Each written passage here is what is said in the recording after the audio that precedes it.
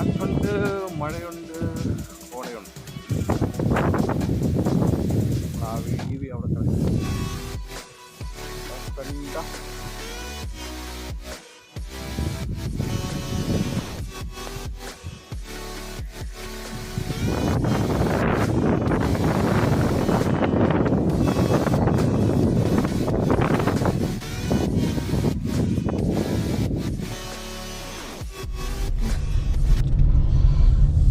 ഞങ്ങളൊരു പ്രതിസന്ധിയിൽപ്പെട്ടിരിക്കുകയാണ്. പിന്നെ എൻ്റെ കാൽക്കുലേഷൻ എല്ലാം തെറ്റി ഒരു ചാർജ് ചെയ്യാൻ പറ്റാത്തൊരവസ്ഥയിൽ, അതായത് ഞങ്ങൾ ഗവിക്ക് പോവുകയാണ്. അപ്പം ഈ ഗവിയിൽ പോകുമ്പം പിന്നെ ചാർജ് ചെയ്യാനായിട്ട് പിന്നെ പത്തനംതിട്ടയിൽ അവസരമുണ്ടായിരുന്നു. പക്ഷേ ആ അവസരം മുതലാക്കാതെ ഞങ്ങൾ നേരെ ഗവിക്ക് വരുമ്പോൾ ഇപ്പോൾ ഒരു പ്രതിസന്ധി റൈസ് ചെയ്തിരിക്കുകയാണ്. എൻ്റെ EV വെഹിക്കിളിൽ ഇപ്പോൾ 14% ഉള്ളൂ ചാർജ്. 14%. അപ്പം എനിക്ക് ഈ ഗവിയിൽ എൻ്റെ IB, അതായത് ഞാൻ KSEB ജീവനക്കാരനാണ്. അപ്പം എൻ്റെ IB എത്താനായിട്ടുള്ള ഒരു ചാർജ് കിട്ടുമോ ഇല്ലയോ എന്നുള്ളൊരു ആങ്സൈറ്റി ഇപ്പം റൈസ് ചെയ്തിരിക്കുകയാണ്. ഇപ്പം നമ്മൾ റോഡിലേക്ക് നോക്കുമ്പോഴത്തേക്ക് മൊത്തം ആനപ്പിണ്ടങ്ങളുടെ ഒരു കലവറയാണ്. ആനകൾ അപ്പിടാൻ വരുന്ന ഒരു സ്ഥലമാണോ എന്ന് എനിക്കിപ്പോൾ സംശയം തോന്നിയിട്ടുണ്ട്. പക്ഷേ അതല്ല. അപ്പം ഞാൻ എൻ്റെ ഒരു സുഹൃത്തിനോട് ചോദിച്ചപ്പോൾ പറഞ്ഞ് ഇത് ഡെൻസിലി പോപ്പുലേറ്റഡ് ഏരിയ ആണ്, ഇവിടെ ആനകൾ ധാരാളമുള്ളൊരു സ്ഥലമാണെന്നാണ് പറഞ്ഞത്. അപ്പം വഴി ലോങ് ഡിസ്റ്റൻസിൽ ആനയെ കണ്ടു. പക്ഷെ ഇതൊന്നും അല്ല ഇപ്പോഴത്തെ പ്രതിസന്ധി. അപ്പോൾ നമ്മുടെ പുത്രന്മാരൊക്കെ ആയിട്ടാണ് വന്നിരിക്കുന്നത്. അപ്പോൾ പ്രശ്നം ഇതാണ്, എനിക്ക് എൻ്റെ IBയിൽ ചുവമ്പ IB ആണ്. അപ്പോൾ IBയിൽ എനിക്ക് എത്താൻ പറ്റുമോ ഇല്ലയോ, അതാണ് ഇവിടുത്തെ വിഷയം. അപ്പം ഇതാ നോക്കൂ, ക്രിട്ടിക്കൽ സ്റ്റേജിൽ എത്തിയിരിക്കുകയാണ്. വെറും 14%. അപ്പോൾ റീചാർജ് ഓപ്ഷൻ, റേഞ്ച് പോലും കാണിക്കുന്നില്ല. റീചാർജ് എന്നുള്ള ഒരു മെസ്സേജാണ് എനിക്ക് കാറിൽ നിന്ന് തരുന്നത്.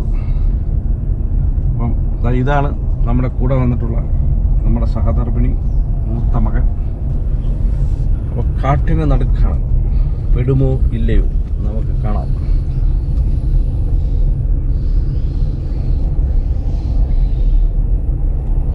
പക്ഷേ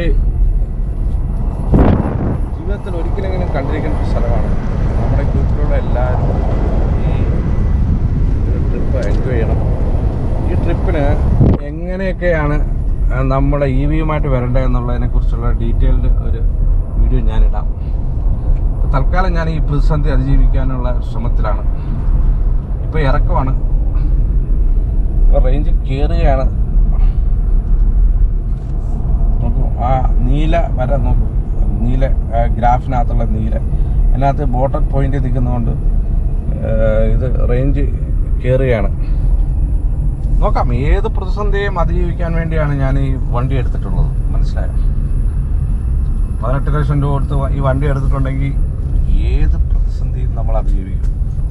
അത് അതിജീവിക്കാൻ പറ്റുന്ന 2 പുത്രന്മാർ എൻ്റെ കയ്യിലുണ്ട്. അതാ നോക്കൂ, അവൻ ചിരിക്കുന്നു. മറ്റവൻ അതിലും വലുത്. ജീവിതത്തിൽ റിസ്ക് ഇല്ലാതെ ഒരു കാര്യമില്ല.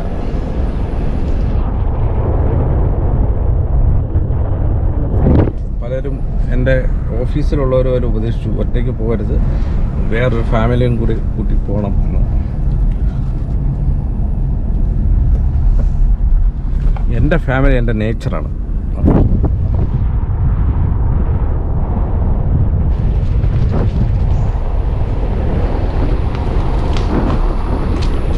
വൈൽഡ് ബ്യൂട്ടിയാണ്. Enjoy it. ഇവിടെ നിന്നാൽ എനിക്കൊരു പ്രശ്നം. 15% കേട്ടോ, 15%. അതായത് റീജനറേഷനിലൂടെ 15%ത്തേക്ക് എത്തും. ഇവിടെ നിന്ന് പോയാൽ കാട്ടിൻ്റെ ഉള്ളിൽ നിന്നാൽ നമ്മൾ കാടുമായിട്ട് ചേർത്ത് ജീവിക്കും. നമുക്ക് പുൽമേടുകളാണ്. അവിടെ എവിടെയെങ്കിലും എന്തെങ്കിലും വന്യജീവികളുണ്ട്. ഇവിടെ മൊത്തം വൈൽഡ് ലൈഫിൻ്റെ ഒരു പ്രസൻസ് ഇഷ്ടം പോലെ ഉണ്ട് കേട്ടോ.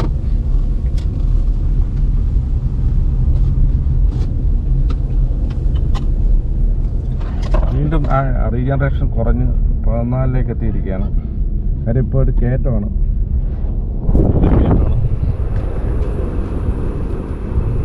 ബ്യൂട്ടിഫുൾ ആംബിയൻസ്, ബ്യൂട്ടിഫുൾ റോഡ്, അനപ്പിണ്ണം ചവിട്ടിയാൽ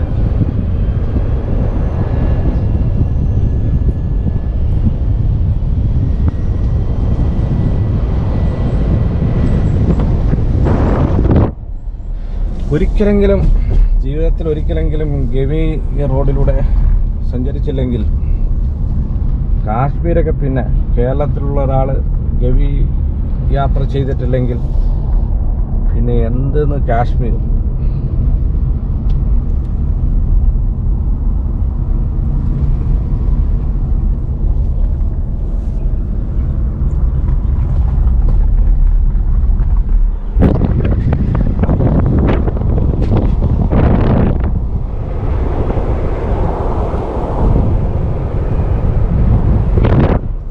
ഇതെല്ലാം ഞാൻ ഡ്രൈവ് ചെയ്തുകൊണ്ട് ചെയ്യുന്ന ഷൂട്ടാണ്. കാര്യം എന്ന് വെച്ച് കഴിഞ്ഞാൽ ഇതാണ് നമ്മുടെ പ്രത്യേകത. നോക്കൂ, നോ ഗിയർ.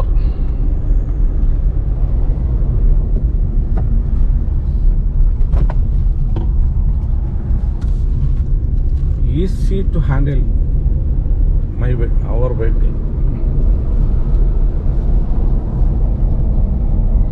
ഹൊറിബിളാണ് കേട്ടോ. ആനയുടെ പോപ്പുലേഷൻ ഇവിടെ വളരെ എക്സ്റ്റെൻസീവ് ആണെന്നാണ് എൻ്റെ ഫ്രണ്ട് ശശീന്ദ്രൻ പറഞ്ഞത്. അപ്പം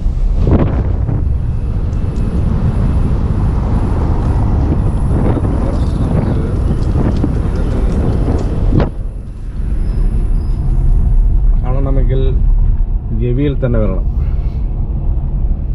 വീണ്ടും ജനറേഷൻ നോക്കൂ, ഇറക്കം വരുമ്പോൾ ജനറേഷൻ കൂടുന്നു.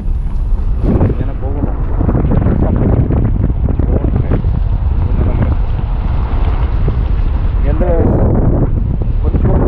എൻ്റെ എത്തിക്കഴിഞ്ഞ് കഴിഞ്ഞാൽ അവിടെ സ്ലോ ചാർജ് ചെയ്യാനുള്ള സംവിധാനം ഉണ്ടെങ്കിൽ ചെയ്യാൻ പറ്റും. അല്ലെങ്കിൽ ബാക്കിയൊക്കെ പിന്നീടുള്ള കാര്യം. അതൊക്കെ നമുക്ക് പിന്നീട് ഈ വീഡിയോയിൽ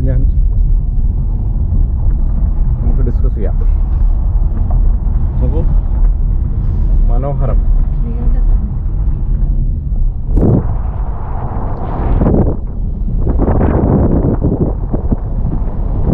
പിന്നെ പ്രത്യേകം ശ്രദ്ധിക്കാനുള്ളത്, ഈ ഗവിയിലോട്ട് വരുമ്പം നമുക്ക് മൊബൈൽ റേഞ്ചൊന്നുമില്ല. ആകെപ്പാടുള്ളത് ഇടയ്ക്കിടയ്ക്ക് BSNLൻ്റെ റേഞ്ച് കിട്ടും. BSNL എന്ന് പറയുന്നത് നമ്മുടെ ഇന്ത്യയെ കണക്ട് ചെയ്യുന്നൊരു സാധനമാണെന്ന് ഇപ്പോഴാണ് എനിക്ക് മനസ്സിലാവുന്നത്. കാര്യം വെച്ച് കഴിഞ്ഞാൽ ഏത് പ്രതിസന്ധി ഘട്ടത്തിലും അവസാന വാക്ക് BSNL ആണ്. അതുകൊണ്ട് നമ്മളൊക്കെ യൂസ് ചെയ്യുന്ന ഒരു സിമ്മെങ്കിലും BSNL എടുക്കണമെന്നാണ് എൻ്റെ ഒരു പേഴ്സണൽ ഒപ്പീനിയൻ.